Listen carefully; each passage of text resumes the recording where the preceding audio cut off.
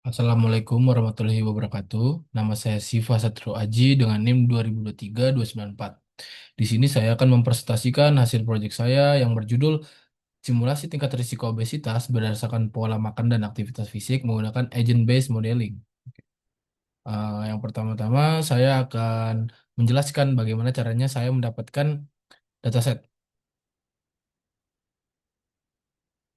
Karena saya memakai MacBook, jadi kita buka Safari, terus kita cari Kaggle.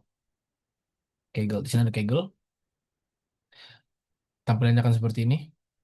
Karena saya mencari data tentang obesitas, kita search obesitas di atas sini. Kita coba saja yang paling atas dan ada tulisan download. Oke. Di sini kalian bisa mendownload dataset berupa zip. Oke, kita lanjut kepada kode yang telah saya buat. Di sel 1 sampai 2 ini saya import import library dengan pandas, numpy, matplotlib, dan import random.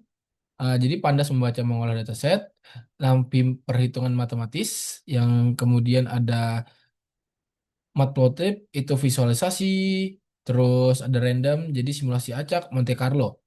Label encoder mengubah data kategorikal menjadi numerik, terus ada drive mount, terus juga ada nanti ada PDREP CSV, yaitu CSV ini adalah dataset saya, jadi sudah berupa CSV.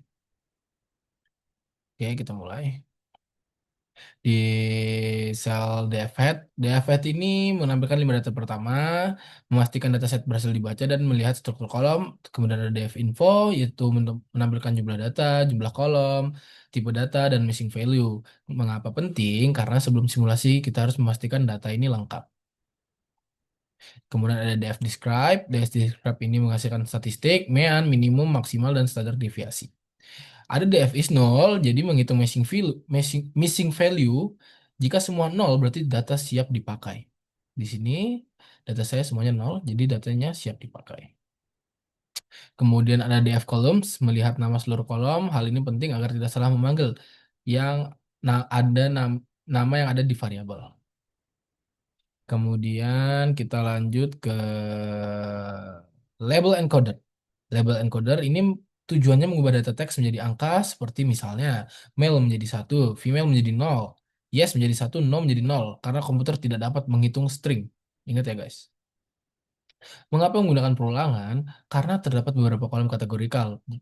Daripada mengubah satu-satu, program akan mengecek seluruh kolom. Jika bertipe objek, maka otomatis diubah. Terus kemudian eh, saya juga menemukan beberapa fitur. Ada Age, Wake, FCVC, NCP, CH20, TAF, FAF, TUE, ada juga Nobe Yes That. Nah, di sini dipilih fitur yang dianggap mempengaruhi obesitas. Misalnya egg, wake, meal, water, exercise, screen time, dan juga label obesity. Akan tetapi, saya tidak memakai semua fitur. Nah, kenapa? Karena beberapa fitur tidak perlu digunakan pada simulasi sehingga dipilih fitur yang paling relevan. Di visualisasi awal, saya menggunakan visualisasi untuk distribusi tingkat obesitas dengan diagram batang seperti ini. Bisa dilihat. Ini digunakan untuk menghitung jumlah setiap kategori obesitas. Membuat tujuannya mengetahui distribusi kelas obesitas. Kemudian ada di sel 12 saya membuat heat map untuk menghitung korelasi. Semakin merah hubungan positif kuat, semakin biru hubungan negatif yang semakin kuat. Di sini adalah heat mapnya.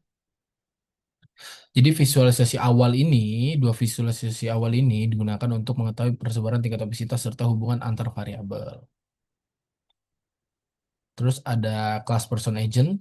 Class person agent artinya setiap baris data dianggap satu orang. Jika dataset memiliki 2111 data, jadi terdapat 2111 agent dan data saya ada 2111 data. Kemudian saya menggunakan constructor itu definite. Definite ini digunakan mengisi atribut agent, misalnya umur, berat badan, jumlah makan, olahraga, minum, status aktivitas, status obesitas. Semuanya berasal dari dataset ini, dataset saya sendiri. Kita lanjut. DF History ini untuk menyimpan perubahan berat badan setiap hari nanti dipakai membuat grafik. Selanjutnya ada di fungsi step. Fungsi step ini bagi- merupakan inti agent based modeling. Setiap hari agent memperbarui kondisinya, program menghitung jika makan banyak, risknya ditambah dua. Risiko bertambah artinya jika makannya cukup, risknya hanya satu. Jika olahraga rutin, risknya menjadi dua, yaitu risiko turun. Jika olahraga sedikit, risknya menjadi satu. Jika minum airnya cukup, risiko juga dikurangi. Kemudian nilai risk digunakan untuk mengubah berat badan, misalnya risk positif berat naik, risk negatif berat turun. Lalu badan baru disimpan ke history yang saya sebutkan tadi. Kita lanjut ke sel berikutnya.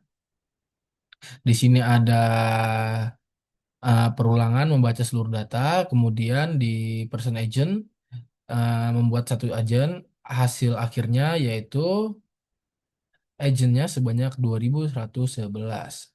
Berarti seluruh populasi simulasi. Kita lanjut di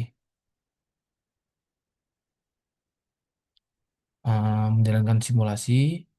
Ya, jadi menjalankan simulasinya ini dilakukan selama 100 hari, kemudian uh, for day itu mengulang hari, kemudian for agent mengulang seluruh orang. Setiap hari agent step ini dibuat setiap hari. Selama 100 hari, artinya setiap individu memperbarui kondisi berat badannya. Kita lanjut.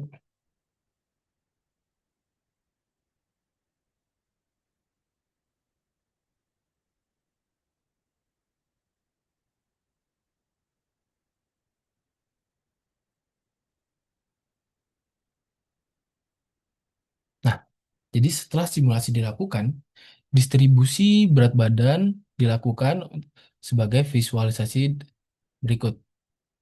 Bisa dilihat.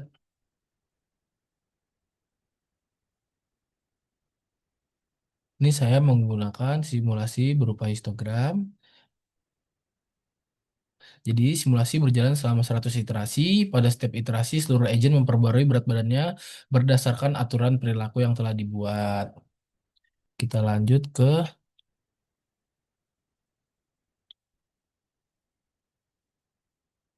oh ya, untuk grafik perubahan berat badan satu agent, saya juga membuat visualisasinya dengan sumbu X itu hari dan sumbu Y itu berat badan. Kita lanjut. Di sini saya menggunakan get state.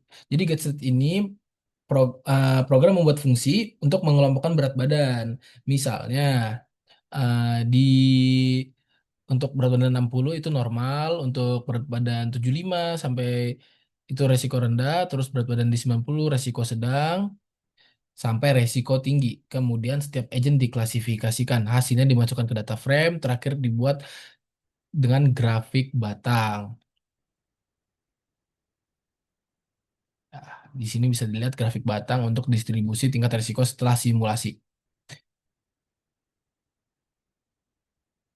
Jadi setelah simulasi selesai, setiap agent dikelompokkan berdasarkan kategori kategori risiko obesitas agar hasil lebih mudah dianalisis. Yaitu, kemudian kita membuat simulasi berdasarkan skenario. Skenario yang pertama yaitu ada di 0, 0 ini tidak olahraga. Yang kedua di exercise itu dua ini olahraganya sedang dan exercise 5 itu olahraganya rutin. Jadi step skenario dijalankan selama 100 hari. Kemudian dihitung NPM-nya. Di sini adalah hasilnya untuk tidak olahraga, olahraga sedang dan olahraga rutin berbeda-beda. Saya membuat tiga skenario aktivitas fisik untuk mengetahui bagaimana olahraga mempengaruhi berat badan. Kita lanjut.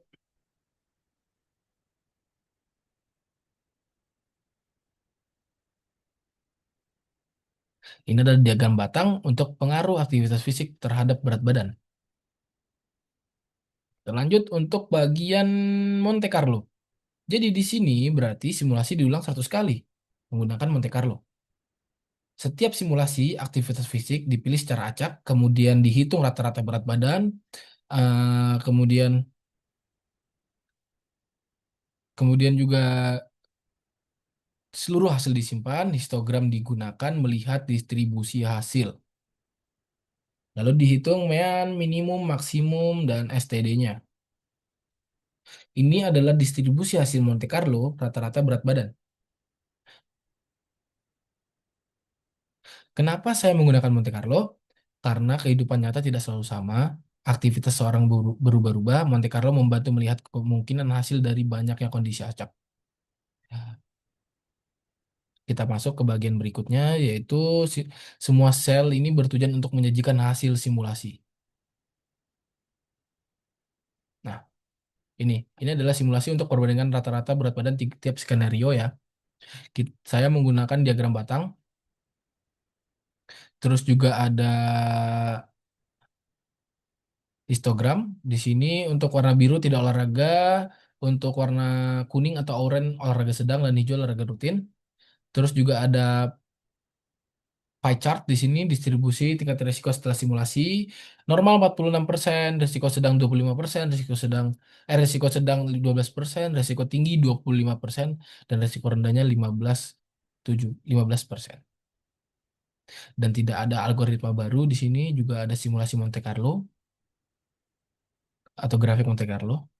Ada juga tabel ringkasan untuk minimum, maksimum, dan average. Untuk